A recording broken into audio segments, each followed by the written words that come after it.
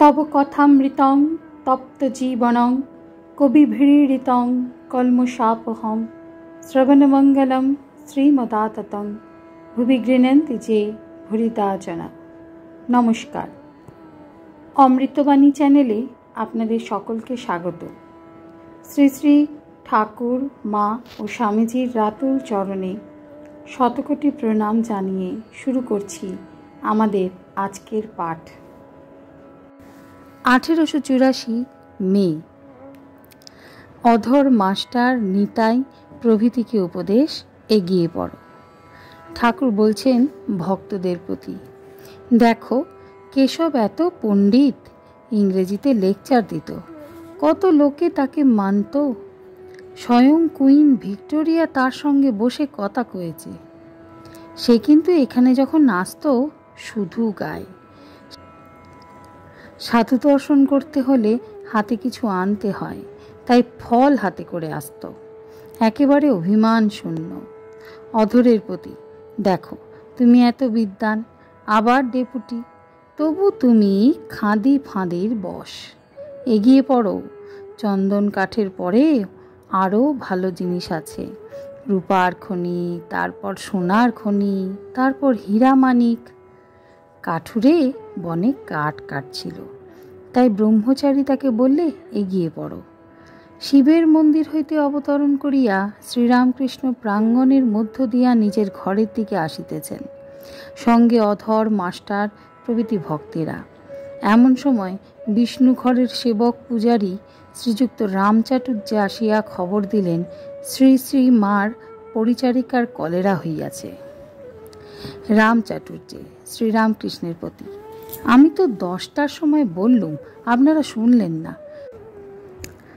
শ্রীরামকৃষ্ণ, আমি কি করব? রামচাটুর্যে, আপনি কি করবেন? রাখাল, রামলাল এরা সব ছিল, ওরা কেউ কিছু করলে না। মাস্টার, কিশোরীগুপ্ত ঔষধ আনতে গেছে আলমবাজারে। শ্রীরামকৃষ্ণ, কি একলা? কোথা থেকে আনবে? মাস্টার, আর কেহ সঙ্গে নাই, আলমবাজার থেকে আনবে। শ্রীরামকৃষ্ণ মাস্টারের প্রতি, যারা রোগীকে দেখেছে তাদের বলে দাও বাড়লে কি করতে হবে, কমলেই বা কি খাবে। মাস্টার, যে আজ্ঞা। ভক্তবধূগণ এইবারে আসিয়া প্রণাম করিলেন। তাহারা বিদায় গ্রহণ করিলেন। শ্রীরামকৃষ্ণ তাঁদের আবার বললেন, শিব পূজা যেমন বললাম ওই রূপে করবে, আর খেয়ে দিয়ে এসো, তা না হলে আমার কষ্ট হয়। স্নানযাত্রার দিন আবার আসবার চেষ্টা করো। পঞ্চম পরিচ্ছেদ। বন্দকে শিক্ষা। ভার্যা সংসারের কারণ। শরণাগত হও। শ্রীরামকৃষ্ণ, দেখো এক কোপনিকে বাঁচতে যত কষ্ট, বিবাহ করে ছেলেপুলে হয়েছে তাই চাকরি করতে হয়। সাধু কোপনি লয়ে ব্যস্ত, সংসারই ব্যস্ত ভার্যা লয়ে।